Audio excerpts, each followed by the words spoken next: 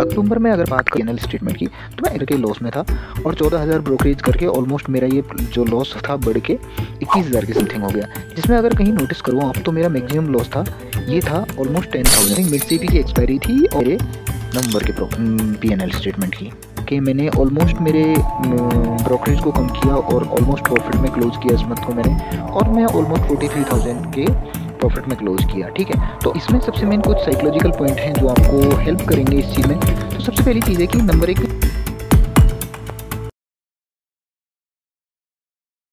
नमस्ते trader, welcome to my YouTube channel the Stock Squad. ठीक है, आज के टाइम पे हर लोग ऑप्शन ट्रेडिंग में लगा हुआ है, चाहे ऑप्शन सेलिंग कर रहा हो चाहे ऑप्शन बाइंग कर रहा हो। मोस्टली लोग ऑप्शन ट्रेडिंग में बहुत ज़्यादा इन्वॉल्व हो रहे हैं कुछ कोविड के बाद। ठीक है, मोस्टली लोग ऑप्शन ट्रेडिंग में लॉस करते हैं। ठीक है, हो सकता है आप प्रॉफिट कर रहे हो, लेकिन जीरोधा ने जो रिपोर्ट बताई थी उसमें 99% ट्रेडर लॉस कर रहे थे। ठीक है, और कुछ ही लोग हैं 1% जो ट्रेडर हैं जो प्रॉफिट कमा रहे हैं। तो मैं आज कुछ ऐसी चीज़ बताऊंगा जिससे कि मैंने मेरे पोर्टफोलियो को बहुत इम्प्रूव किया, मैंने अपने लॉसेस को बहुत इम्प्रूव किया, और क्या क्या तरीके हैं जिनसे आप अपने लॉस को रिकवर कर सकते हो। ठीक है, तो मैं सबसे पहले आपको उस पर लेके चलता हूँ मेरे पीएनएल स्टेटमेंट पे। तो कहीं बात करोगे तो ये अक्टूबर की बात है। मैंने अक्टूबर में मैक्सिमम फंड ऐड किया था। ठीक है, अक्टूबर में अगर बात करोगे मेरे पोर्टफोलियो पीएनएल स्टेटमेंट की, तो मैं एग्रेसिव ट्रेडिंग करने लग गया था। मैं ऑप्शन सेलिंग करता हूँ, बाइंग बहुत रेयर करता हूँ मैं।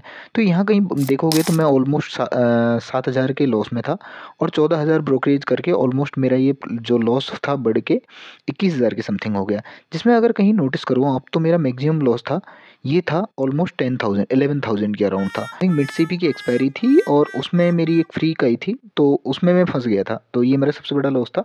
और मैक्सिमम प्रॉफिट की बात करो तो बड़ा प्रॉफिट कोई था नहीं, ये 4,000 4,500। ठीक है, और यहीं हम कई बात करें मेरे नवंबर के पीएनएल स्टेटमेंट की,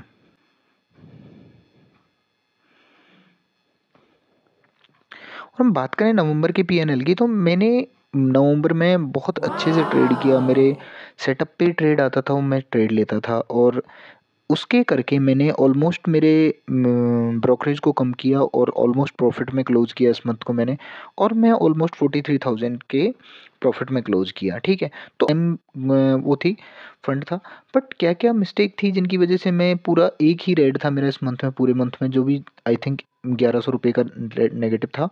और एक कंसिस्टेंसी बनाई मैंने कि भाई इस मंथ मुझे लॉस नहीं करना है, मैक्सिमम क्लोज ग्रीन में करना है। ठीक है, तो अब हम बात करते हैं कि क्या रीज़न था कि मैंने अपने आपके ट्रेडिंग को इतना इम्प्रूव किया कि मैं एक ही लॉस दिया इस मंथ में, और लास्ट मंथ मेरे खूब सारे लॉस थे। ऑलमोस्ट 11,000 का एक सिंगल लॉस था मेरा। ठीक है, और इस मंथ में मैंने ऑलमोस्ट 1,100 का बड़ा लॉस किया, सबसे बड़ा लॉस। ठीक है, तो क्या क्या चीज़ हैं जिनको मैंने इम्प्रूव किया, डिस्कस करते हैं इस वीडियो में। तो सबसे पहले चलते हैं प्रीवियस मंथ के में, अक्टूबर के पीएनएल में। ठीक है, 1 अक्टूबर से लेके 31 अक्टूबर। अक्टूबर में कहीं आप देखो, अगर मैं ओवरऑल रियलाइज्ड पीएनएल पे जाऊँगा, ठीक है, तो यहाँ कहीं नोटिस करो आप तो मेरा मैक्सिमम लॉसेस हो रहे थे 8,000 6,000 4,000 4,000 से। मतलब मैं बड़े लॉस ले रहा था, अपनी पोजीशन को कट नहीं कर रहा था तब की। और कुछ चीज़ देखोगे तो क्वांटिटी भी बढ़ा रखी थी मैंने यहाँ पे। ठीक है, तो ये दिक्कत कहाँ हो रही थी, अगर प्रॉफिट देखोगे तो प्रॉफिट 6,000 5,000 जल्दी कवर कर रहा था मेरी प्रॉफिट को, और लॉस को मैं होल्ड कर रहा था लॉन्ग टर्म के लिए। ठीक है, अब ये चीज़ अगर आप नोटिस करोगे किस मंथ में, नवंबर में। ओके, ठीक है, नवंबर में अगर कहीं ये नोटिस करोगे तो मैंने ऑलमोस्ट मेरे लॉसेस को कवर कर दिया बहुत कम। ठीक है, और जहाँ 1200 क्वांटिटी होती थी वो क्वांटिटी मैंने कर दी 200 250 200 250, मतलब ऑलमोस्ट 5-6 लोट में मैं ट्रेड करने लग गया और मेरे लॉसेस को कर दिया मैंने बहुत कम। कहीं भी देखोगे मैक्सिमम लॉस 3,000 2,400 2,300 2,500, जहाँ की उसमें 6-6 7-7 हज़ार तक का एसएल था। और मैंने प्रॉफिट को होल्ड करना स्टार्ट किया। मेरे प्रॉफिट को मैंने जब 5,500 4,400 4, इट मीन्स कि मैंने कहीं ना कहीं अपनी साइकोलॉजी बिल्ड की, और मैं एक ट्रेड में जब वो प्रॉफिटेबल होती थी तो मैं उसमें SL cost to cost trail करके और अपना प्रॉफिट को राइड करता था। और लास्ट मंथ में क्या था अक्टूबर में कि मैं अपने प्रॉफिट्स को जल्दी काट रहा था और जो लॉसेस थे उनको राइड कर रहा था ज़्यादा देर के लिए। तो इसमें सबसे मेन कुछ साइकोलॉजिकल पॉइंट हैं जो आपको हेल्प करेंगे इस चीज़ में। तो सबसे पहली चीज़ है कि नंबर एक कि आप अपने लॉसेज है ना उसको कम करो, जितना हो सके उतना कम कर दो।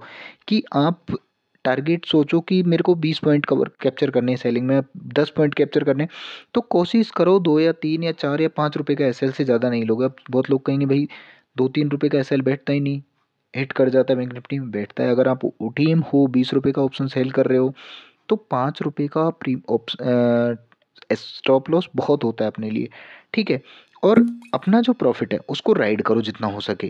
कि अब क्या हुआ कि बहुत बार क्या होता है कि आप देखोगे कि कोई आप प्रीमियम है जिसको आप 200 रुपये पे सेल करते हो, ठीक है, आपने 220 का एसएल लगाया। अब 220 का स्टॉप लॉस हिट होने के बाद वो आप शाम को देखोगे तो वो 50-60 रुपये पे ट्रेड कर रहा होता है। तो क्या होता है कि अपना साइकोलॉजिकल वहाँ पे क्या होता है, अपना साइकोलॉजी बिगड़ जाती है। अपन सोचते हैं कि यार मैं अगर मेरे एसएल को थोड़ा सा बढ़ा लेता तो मैं लंबा प्रॉफिट राइड कर, ऐसा हो जाता है बहुत बार। तो क्या करो कि अपने जब भी अपना ट्रेड प्रॉफिट में चलने लगे तो उसका स्टॉप लॉस को एटलीस्ट कॉस्ट टू कॉस्ट कर दो, या कुछ क्वांटिटी बुक कर लो जहाँ आपने टारगेट किया है कि भाई मुझे इतने पे बुक करना है, तो उस पे बुक करके और फिर आगे उसको प्रॉफिट को राइड करो 1 या 2 लॉट से, ठीक है। तीसरी चीज़ कि जो क्वांटिटी है आपकी, आपके पास फंड भले ही कितना हो, मेरे पास 10 लाख था, ठीक है, मैंने 10 लाख से ट्रेड किया ये सारा, ठीक है। अब 10 लाख से ट्रेड चाहे कितना भी फंड है आपके पास, ऑप्शन सेलिंग है क्योंकि ऑप्शन सेलिंग में ज़्यादा फंड चाहिए होता है, ठीक है। तो मेरे पास 10 लाख फंड है, ठीक है। अब 10 लाख फंड से मैं अच्छी क्वांटिटी सेल कर सकता हूँ, बट मैं नहीं करता हूँ। क्यों? क्योंकि मेरी साइकोलॉजी मैच्योर नहीं है उस लेवल के लिए। मेरी साइकोलॉजी नहीं है कि मैं बैंक निफ्टी के 20 लॉट ट्रेड कर सकूं। मैं नहीं नहीं सह सकता उसका लॉस।